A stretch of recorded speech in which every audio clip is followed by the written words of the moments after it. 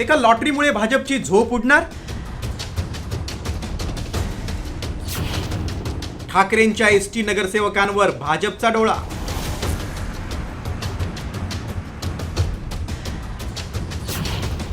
मुंबईचा महापौर ठाकरेच होणार?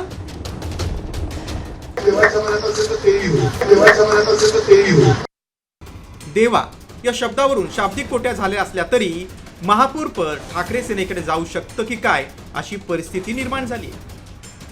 त्याला कारण ठरलंय महापौर पदाच्या आरक्षणाची सोडत.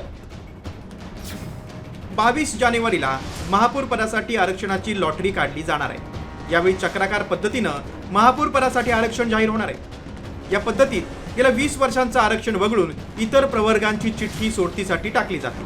आतापर्यंत खुला एससी ओबीसी प्रवर्गासाठी आरक्षण सोडत महापौर पदासाठी निघाली. मात्र एसटी प्रवर्गासाठी आरक्षण सोडत न निघाल्यानं यावेळी एसटी प्रवर्गातून महापौर होण्याची शक्यता जास्त आहे.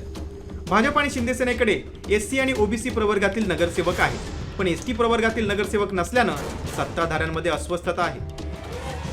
मात्र ठाकरे सेनेचे एसटी प्रवर्गातून 2 नगरसेवक निवडून आले, त्यामुळे ठाकरे सेनेच्या या 2 नगरसेवकांना खूपच महत्त्व आले.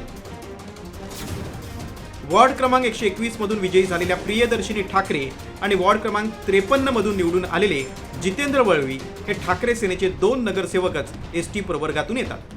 त्यामुळे सत्ताधाऱ्यांकडून या 2 नगरसेवकांवर दबाव आणला जात असल्याची माहिती सूत्रांनी दिली.